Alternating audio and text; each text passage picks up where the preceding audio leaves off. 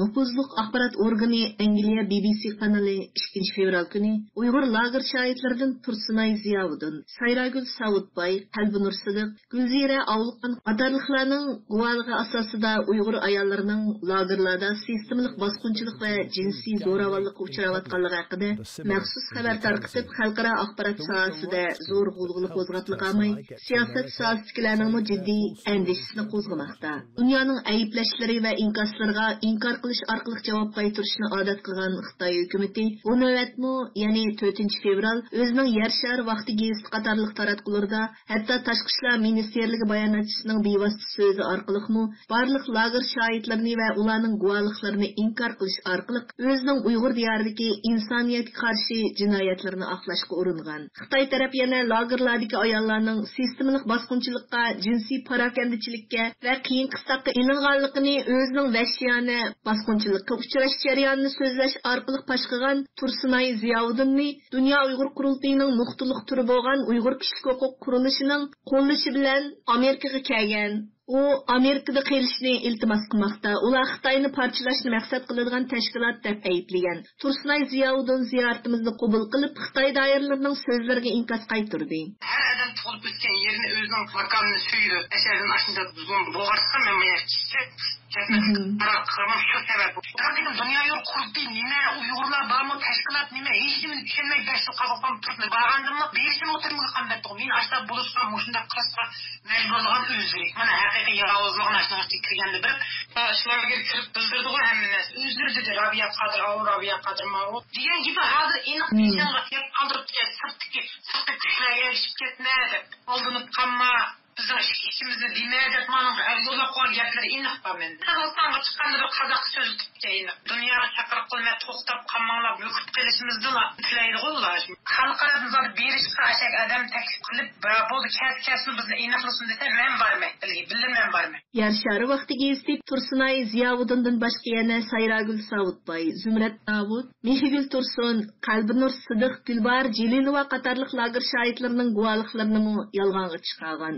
Wang yana lager shohidi Zumrat Davudning suratini muxbirlarga ko'rsatib turib, BBC'ning 2020-yili 7-oyda Zumrat Davud ismli bir ayolni ziyorat qilganligini tilga olib, uni hech qachon lagerga berib boqmagan. Shundaqla homildorlikdan saqlanish operatsiyasi qilmagan degan va uni axborotlarda rol olgan artist deb haqoratlagan. 这个叫扫墓热达乌提的人已经成为反华势力攻击炒作新疆的演员和工具。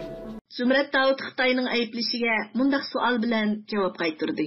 Biz Uyg'ur ayollarini lagerga solib, bosqinchilik qilib, hukumat operatsiyasi qildirib, bizning irodamizni bo'shashtirmoqchi deb qolmasin, biz texnik tavlanib chiqdik hozir. Faqat men vijdonimdan Uyg'urlarningki ahvozatni anglatish uchun zavatman. Sizda bu bir cho'ng irqiy qirg'inchilik bizni ortisna hozir o'zi yo'lmoqda. Bu o'zi yolg'onchilik qilib, qurollarni ko'rib avilib, menga Pompeoga Amerikaga qarshi so'zlab asli artist asli rejissor kim o? Qozog'iston grajdani bo'lishiga qaramay, qora qo'yi qoldi lagerga qamalgan Gulbar Jelilova xonim Fransiyadan inkos qaytarib mundaq dedi. Turmada yatmadi debdi. Turmada yatmasam men u turmlarning ismlarini qanday hayatini bilmayman. Yani Qozog'istondagi ministerlar, uchuvchilarimiz izlab xat yozdi. Xitoylar o'zlari terrorist degan qog'ozni yezdi. Qachon tutqunini yezib Qozog'istonga aytdi. Men sotqa berman, sotqa tatman, men 1 yil 3 oy 10 kun bekor men sifatlarimiz tutsa, o'zi yezgan terrorist degan qog'oz tutsa, uni qanday inkor qildi ekan. Lagerda o'qituvchi bo'lgan va u yerda o'z ko'zi bilan saqchilarning ayol tutqunlarga bosqinchilik qilganligini ko'rganligi haqida matbuotlarga guvohlik bergan va yaqinda guvohliklari kitob bo'lib chiqqan Sayragül Savutbay Xitoy hukumati tomonidan hujumga uchraganligiga hayron qolmaganligini bildirib mundaq dedi. Xitoy Kompartiyasining barliq siyosati faqat yolg'onchilikni asos qilib mangdi va mushu yolg'onchilik orqali taraqqiyot topadi. Cho'qim ularni yolg'onchilikqa radiya qaytarishimiz kerak. Xudoyim buyursa, vatandagi qarindoshlarimizni bu Xitoyning zulmidan qutuladigan kun cho'qim bo'lib deb o'ylaymiz. Rashimizni to'xtatmaylik.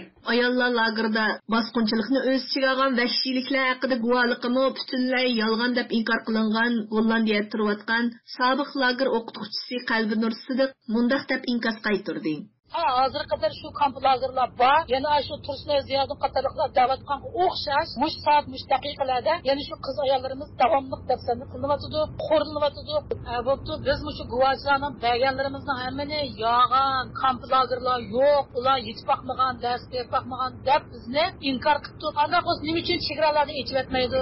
Nima uchun shu so'langan ota-onalari bilan urug' tuqqanlar bilan ko'rshamaydi? Shu muajiratchilar muxbirlar bosib shu yerga tekshirib, yog'ani yasimiz haqiqatni ko'rsatsin.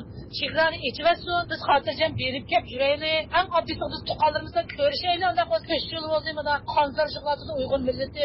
Yer shari vaqti gezitining bu xabarida yana lager shoiri Mehrigul Tursun va uning guvohliklari qayta inkor qilingan. Mehrigul Tursun bu vaqtda mundaq dedi: 2018 yılı 11. ayda kongressiya Xitoyning lager'dagi ahvollarni isbotlab bergan. Shu guvohlik bergandan chidamasdan bu Xitoyninki tashqi ishlar ministri Huachuyin Mehrigul Tursun biz tarbiyalashlarga aytib baxmagan, tutib baxmagan, yolg'onchi deb opam bilan dada akamni yolg'ondan guvohlik bergizgi qisdi. Bu Xitoyning 5 yillik hayotimni xarob qildi. Turmada o'tgan 3 yillik hayotim turmadan chiqqandan keyin hozir mana 2 yilni oshdi. Ota-onamni qarindoshlarimda hech qanday aloqa yo'q. 4 yil bo'lay dedi. Yo'ldashimdan ayrildim, bir farzandimdan ayrildim. Men Xitoyni toki xalqaro sudga qatnag'icha to'xtab qolmayman. Uyg'ur Abdunum rayonlik xalq hukumatining bayonotchisi Alijon Inoyat Yer shari vaqti gazeti muxbirining Gulbar Xativajining guvohliklari haqida so'rgan savoliga javoban Gulbar xonimni 2016-yil 11-oyda davlatga qaytib pensiya rasmiyatini o'tash degan nom bilan yana chegirdan kirib zo'ravonlik va terrorlik faoliyatlarini kuchkirtmoqchi bo'lganda jamoat xavfsizlik organlari tomonidan pash bo'lib qo'lga ilinganligini aytgan. Alijon Inoyat Gulbar uzun o'tmayla yuzini o'zgartdi deb hujum qilgan bo'lib, uning axborotlarga bildirishicha Gulbar Xativaji terrorlik jinoyati, eri va qizining bo'linib ketish qilmishining xatirini to'nib yetganligini e'tirof qilib va tavba qilganligi uchun doirlar uni qo'yib bergan va uning tug'ut oldida turgan cho'ng qizining holidan xabar olish uchun insonparvarlikni ko'zda tutib, uning Fransiyaga ketishiga yo'l qo'yganmish.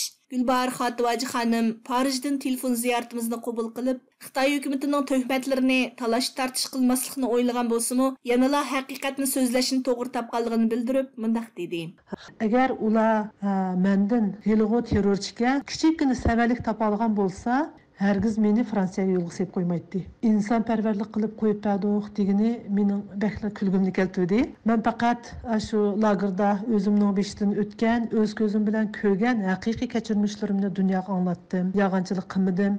Ularning qarchaplab, to'kmat qilayotganlari yolg'iz men emas, Uyg'ur xalqining beshiga kelgan shu zulmlarni oshkorlagan kishining hammasini terrorchi deb atadi. Amaliyotda haqiqiy terrorchi degan o'zlari davlatning kuchini saqchilarning qo'llari orqali qo'li tömürning puchug'i yo'q bo'lgan Uyg'ur xalqiga ishlatyotidi.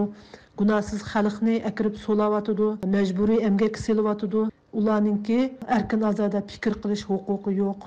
O'ylaganlarini deyish huquqim yo'q. Meni yolg'onchi azaldan lagerda turib baxmagan deb o'zlariningki razilliklarini yo'shirmoqchi bo'lyotidi. Qildig'ini qilib bo'lib, haqiqat oshkorlansa, shu qilgan atganliklarini, razilliklarini yo'shirib bo'lolmay bizga qarchaplayotidi.